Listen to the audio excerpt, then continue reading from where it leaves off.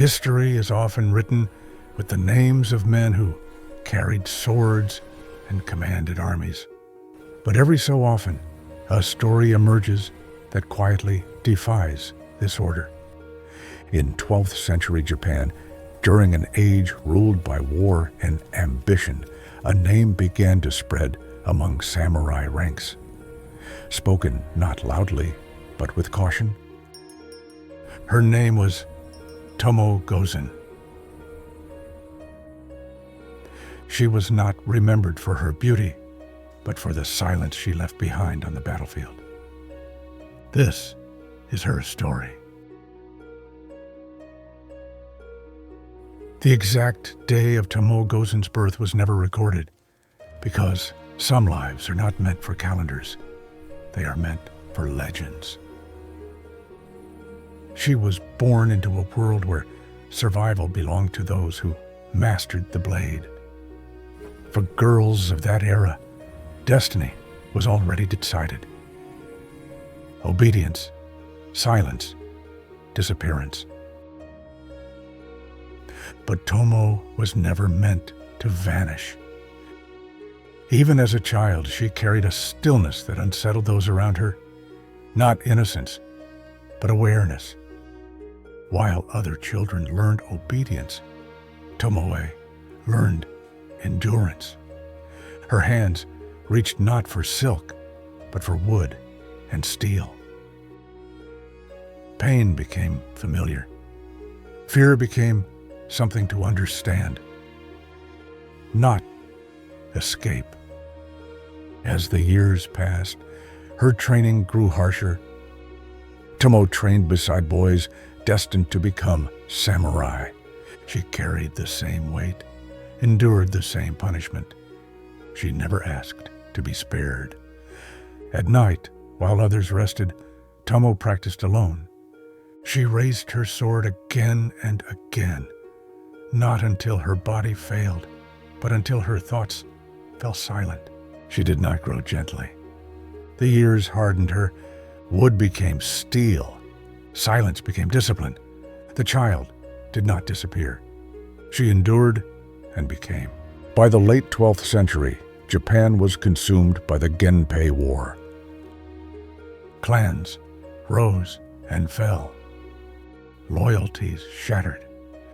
Tomoe Gozen entered the service of Minamoto no Yoshinaka. On the battlefield, many underestimated her. They assumed she was symbolic. They were wrong.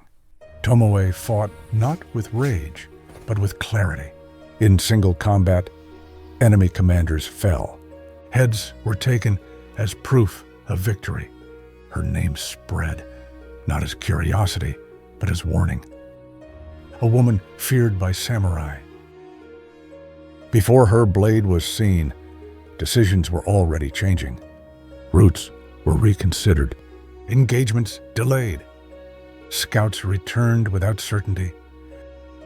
Reports carried caution instead of confidence. Fear did not break armies. It slowed them.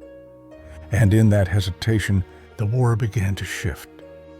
As Yoshinaka's power grew, so did betrayal.